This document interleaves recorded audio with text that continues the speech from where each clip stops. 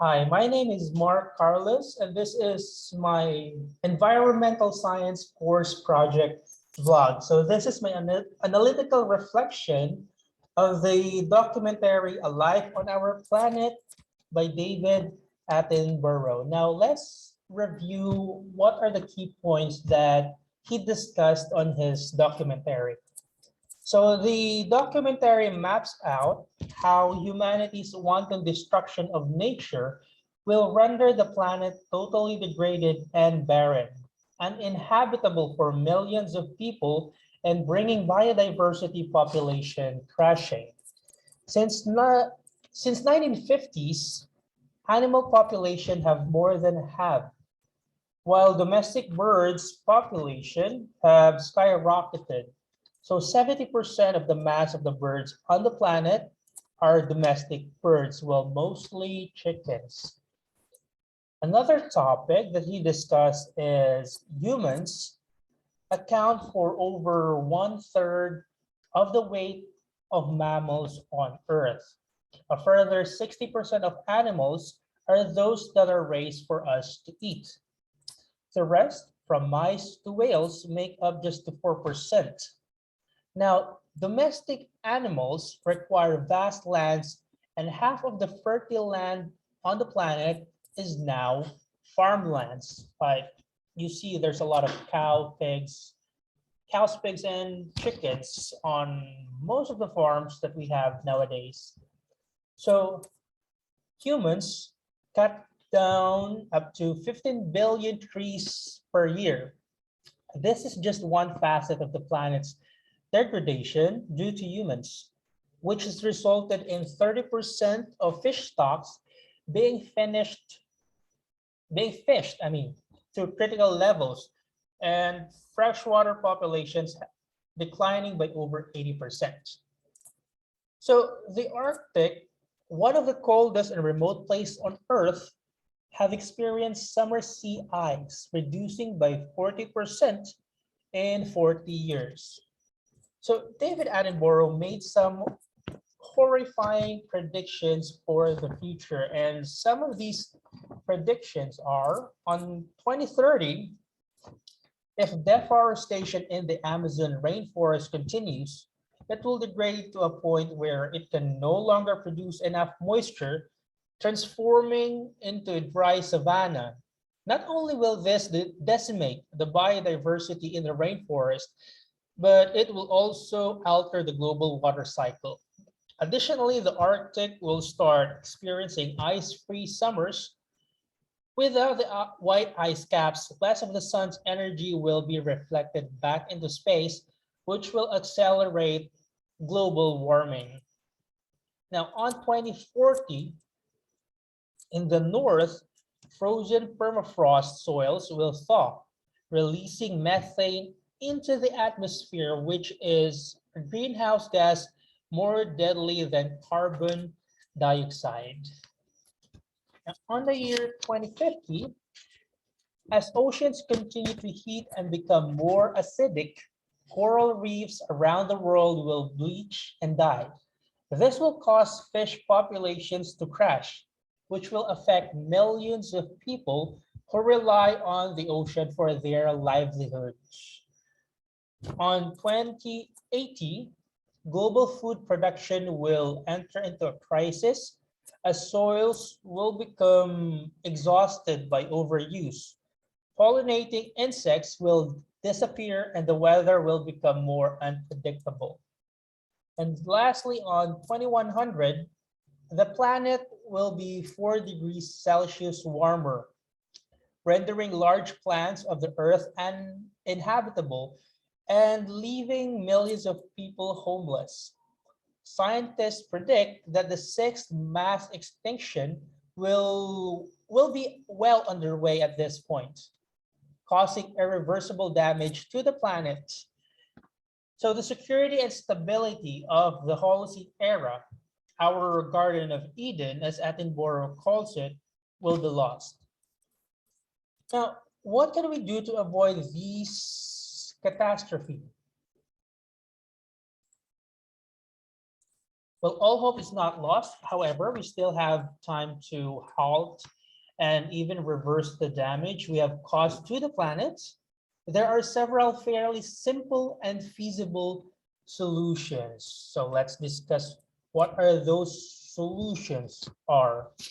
So number one, we need to stabilize the global population. We need to slow the rate at which the global population is growing. By the year 2100, the population is expected to reach 11 billion people. To slow the population growth rate, we need to raise people out of poverty, improve access to healthcare globally, and enable children, especially girls, to stay in school for as long as possible. Of course, female empowerment. Now, number two, we need to shift to renewable energy, a process which is already happening at a rapid pace, but it is not fast enough.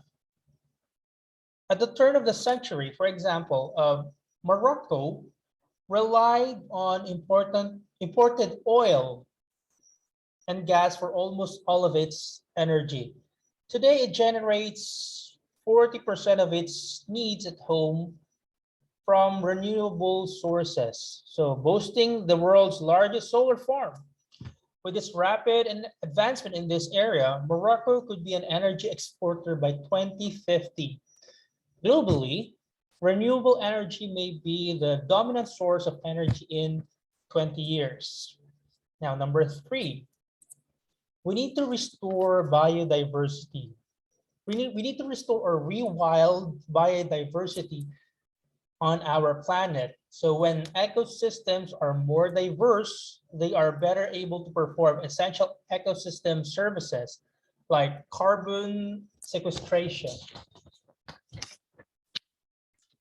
An example of this is in the oceans. Palau is a Western Pacific island nation dependent on its oceans for food and tourism. When fishing stocks were rapidly depleting, the government restricted fishing practices and banned fishing entirely in some areas. The protected fish population soon became so healthy that they spilled into areas where fishing was allowed. These no-fish zones resulted in increased catch for fishermen and recovered coral reefs. So globally, if no fish zones were implemented over a third of the world's oceans, we would have all the fish we would need, which the United Nations is trying to do just that, to create the largest no-fish zone in international waters. Additionally, we need to reduce the space we use for farmland to instead make space for returning wilderness.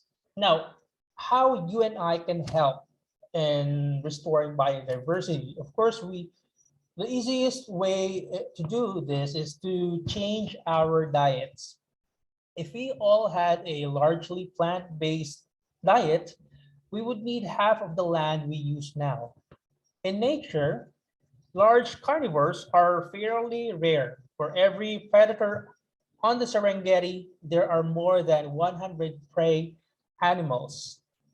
Now, let me give you some of the examples of how we can restore biodiversity in our planet. One of the examples is the Netherlands. The Netherlands is one of the world's most densely populated countries. This has forced Dutch farmers to use land much more efficiently through creative and innovative changes to farming practices. In 2 generations, the nation has raised yields tenfold while using less water, fewer pesticides and fertilizers, and emitting less carbon. Today, the Netherlands is the world's second largest exporter for food. So since the country shifted to more economical practices of farming, they became more sustainable. Now, finally, we need to halt or end deforestation, as forests are the planet's biggest ally in locking away carbon. Further, forests must be more biodiverse, as this will make them more effective at absorbing carbon. Crops like oil palm and soya should only be grown on land that was deforested long ago. For example, a century ago, more than 3/4 of the nation was covered with forest. By 1980s, thanks to the rampant deforestation, this was reduced to 1/4. The government intervened, giving grants to landowners to replant native trees. So thanks to this initiative, forests now cover half of Costa Rica once more. So the problem is intense, but we already have the knowledge and skills to halt and reverse it. We need to re-examine our relationship with nature, working with it instead of against it, to restore our planet to its former glory. So that concludes my report. Have a good day. Bye.